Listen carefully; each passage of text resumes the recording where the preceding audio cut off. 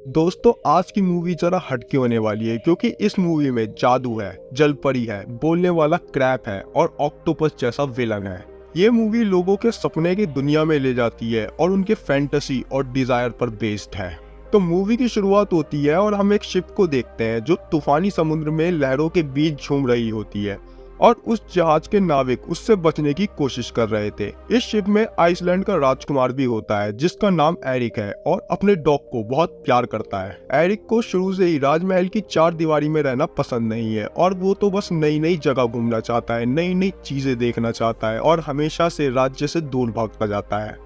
दोस्तों आज भी एरिक बिना बताए ही इन लोगों के साथ एक रोमांचक सफर पर निकला था जो कुछ ज्यादा ही रोमांचक बनता जा रहा था। अब हम देखते हैं तूफान और भी ज्यादा तेज हो गया है और उनके जहाज में आग लग जाती है जिसके कारण वो सब लोग लाइफ बोट में जाने लगते हैं। लेकिन एरिक को अपने डॉग को वहां नहीं छोड़ना था, इसलिए वो उसको बचाने के लिए वापस चला जाता है। अब वो डॉग को तो बचा लेता है लेकिन खुद को नहीं बचा पाता और पानी में गिर जाता है। अब हम एक जलपरी को देखते हैं जिसका नाम एरियल है और वो ये सब देख रही होती है। दोस्तों एरियल भी बिल्कुल एरिक की तरह थी जिसे अपनी लाइफ को जानने से ज्यादा दूसरों की लाइफ जानने में इंटरेस्ट था।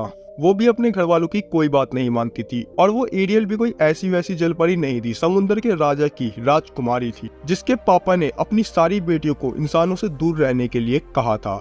लेकिन एरिक की बहादुरी और डॉग के लिए इतना प्यार देखकर एरियल उसकी जान बचा लेती है और उसे समुद्र के किनारे ले जाती है। लेकिन एरिक जलपरी नहीं, इसलिए उसके मुंह में पानी जाने के कारण वो होश में नहीं आ पाता। इसलिए एरियल अपनी मैजिकल वॉइस से एरिक को एक गाना सुनाती है। दोस्तों उसके पास पानी को मैनिपुलेट करने की ताकत थी और उसकी आवाज में उसकी सारी शक्तियां थी। अब एरिक को कुछ समय बाद होश आ जाता है लेकिन एरियल दूर से ही उसे देख रही होती है क्योंकि उन्हें इंसानों से दूर रहने को कहा गया था। अब हम देखते हैं एरियल के कुछ दोस्त आकर उसको बताते हैं कि तुम यहाँ क्या कर रही हो, तुम्हें तो अपने पापा के सभा में होना चाहिए। अब एरियल को तभी वो बात याद आती है और एरियल के लेट जाने की वजह से राजा बहुत गुस्सा होता है लेकिन बेटी होने के कारण राजा उसको कोई सजा नहीं देता।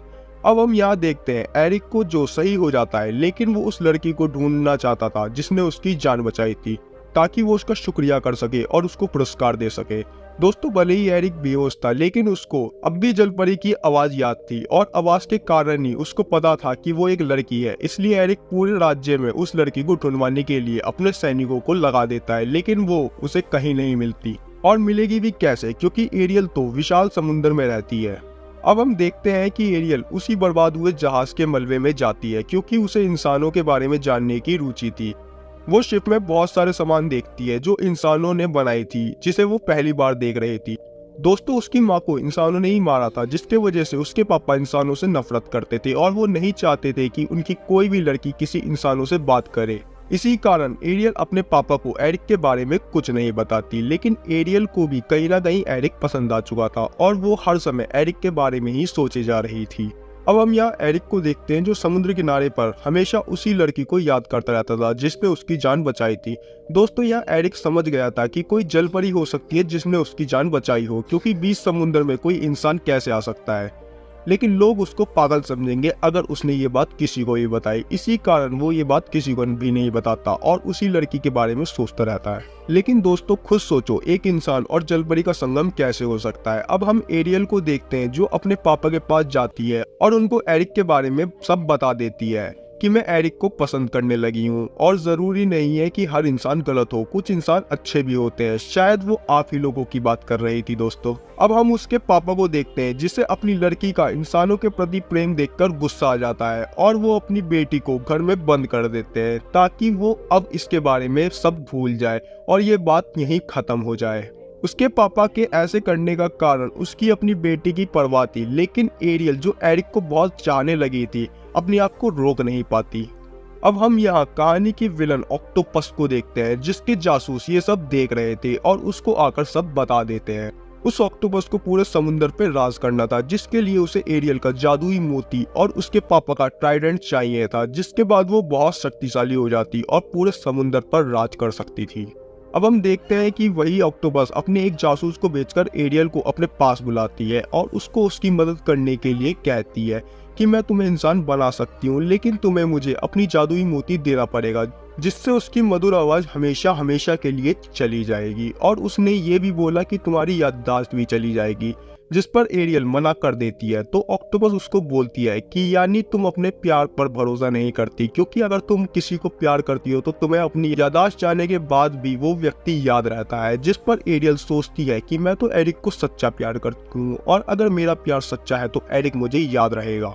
अब हम देख पाते हैं ऑक्टोपस एक दवाई एरियल को पिलाती है, जिसके बाद एरियल इंसान बन जाती है। और वो ऑक्टोपस एरियल को ये कहकर छोड़ देता है कि तुम्हें एरिक को 10 दिनों के अंदर किस नहीं करनी है। दोस्तों, ऑक्टोपस को ये खतरा था कि अगर एरियल का प्यार सच्चा हुआ तो उसको सब याद आ जाएगा और उसका जादुई मोती मेरे पास से गायब हो जाएगा, इसलिए उसने ऐसा किया था। अब हम एरियल को देखते हैं जो इंसान बन गई थी, लेकिन उसकी याददाश्त और आवाज दोनों चले गए थे, लेकिन उसके दिल में अब भी कहीं ना कहीं एरिक के प्रति प्रेम था। अब एरियल को एक आदमी देख लेता है, जिसे वो अपने घर ले जाता है और उसको अपनी बेटी की तरह रखता है। और हम यहाँ देखते हैं कि एरिक को भी एक लड़की के बारे में पता चला था, जिसे शहर में कोई नहीं जानता, और वो समुद्र के किनारे मिली थी, जिसे वो वही लड़की समझकर एरियल के पास जाता है। लेकिन जब उसे पता चलता है कि ये लड़की तो बोल नहीं सकती, तब एरिक फिर से परेशान हो जाता है, क्योंकि उसके मुताबिक तो उस लड़की की आवाज इतनी सुंदर थी। जिसके बाद वो वहां से चला जाता है और एरियल को भी एरिक के बारे में कुछ ध्यान नहीं आता। अब ऑक्टोपस के जासूस एरियल पर नजर रख रहे थे, जो ऑक्टोपस को सारी घटना के बारे में बताते हैं। ऑक्टोपस खुश हो जाती है, क्योंकि एरियल ऐसे तो 10 दिन में कभी एरिक के साथ नहीं हो पाएगी।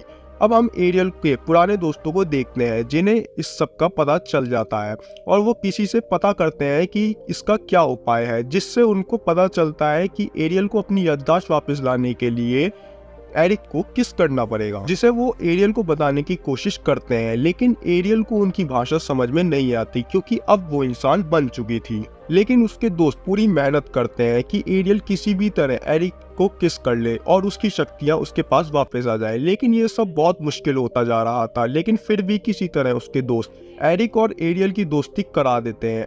अब एरिक को भी एरियल के साथ अच्छा लग रहा था, और अब उन दोनों में नजदीकियां बढ़ रही थी, जिससे ऑक्टोपस के जासूस भी देख लेते हैं और ऑक्टोपस को सब बता देते हैं। लेकिन ऑक्टोपस अपने आप को सेफ रखने के लिए एक इंसान बन जाती है, ताकि वो एरिक को और एरियल को दूर कर सके।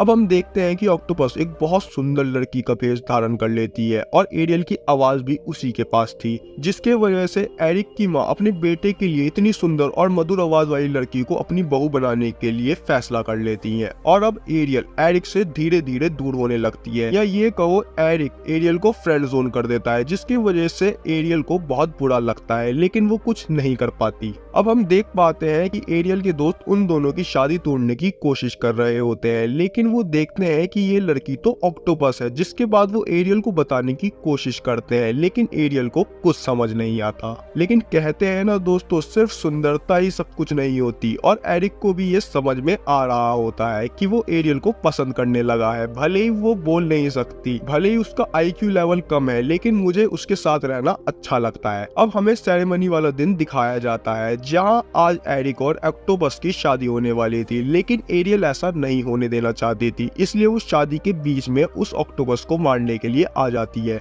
और एरिक को सबके सामने किस कर लेती है, जिसके वजह से उसका जादुई मोती ऑक्टोपस के पास से चला जाता है और एरियल की सारी याददाश्त और आवाज वापस आ जाती है। और तभी वो वहां एक जलपरी बन जाती है, क्योंकि मैजिक स्पेल का असर टूट गया होता है। लेकिन वो ऑक्टोपस गुस्से में आ जाती है, जिसके बाद वो अपने असली रूप में आती है। वो दोनों पानी में गिर जाते हैं। अब ऑक्टोपस ज्यादा ताकतवर थी, इसलिए वो एरियल को आसानी से हरा देती है। लेकिन तभी वहां किंग आ जाते हैं, जो ऑक्टोपस को टक्कर देते हैं, लेकिन उसे मारते नहीं है।